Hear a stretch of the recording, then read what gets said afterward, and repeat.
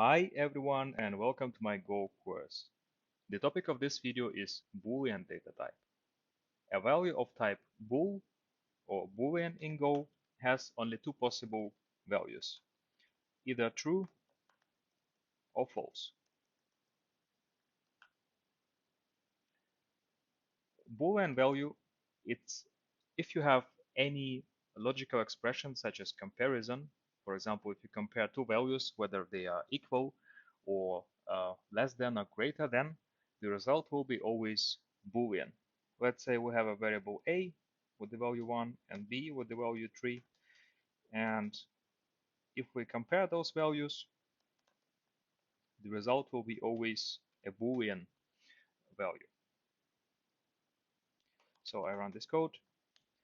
The result of this comparison is a Boolean value, nothing else. And if I try to compare whether they are equal, it's also a Boolean value. And there is also a unary operator, which basically inverts the value of a Boolean. So I can use it to invert this result of this expression to the opposite, so the result will be true. Boolean values and expressions can be combined by using the and or operators. What's special about those operators is that they have short-circuit behavior. It means if the answer is already determined by the value of the left operand, the right operand is not evaluated. I'll show you an example.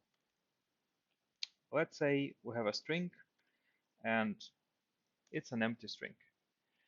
And then we have an if statement with a condition.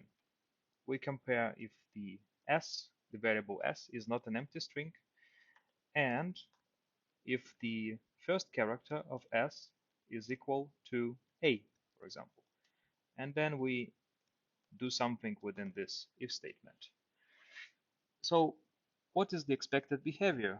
We expect that this variable s will check if it's not empty and if the first character of this string is a.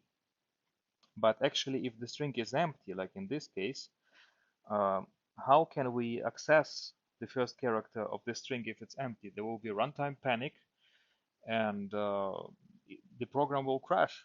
But no, this won't happen because actually, if this expression evaluates to false, there is no need to evaluate the whole end expression because false and anything is always false. That's why the short circuit behavior works and this expression is not evaluated. But if this one is true, then there is a sense to evaluate this one. And in this way, we can guarantee, for example, the null safety, or we can guarantee that if the string is empty, we won't try to access any of its characters. So,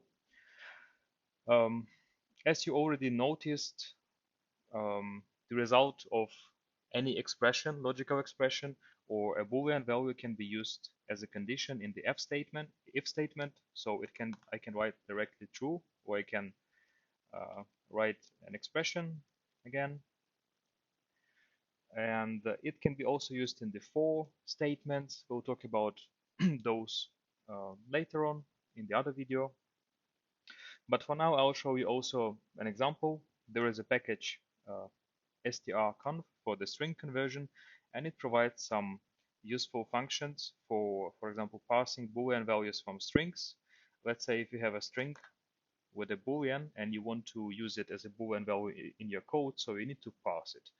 And the result of this parse function is actually a tuple of a Boolean value and arrow. So I will create two variables. And it works like this. If the parsing was successful, then the variable b will be assigned a Boolean value as a result of this parsing, and the error will be assigned a nil value. And if it's not successful, b will be assigned its null value, in this case it's false, and error will be assigned the error value. So we should check in this case If error is not nil, it means it wasn't successful, and we should, for example, print that conversion failed. And otherwise we print, actually not otherwise, we just panic here, for example, and then we print the value of b. So we run this code and we see that the conversion was successful. But if we write, for example, true 7, so we'll go to this branch because the error is not nil, and that's why we have to panic here also, because to stop the execution.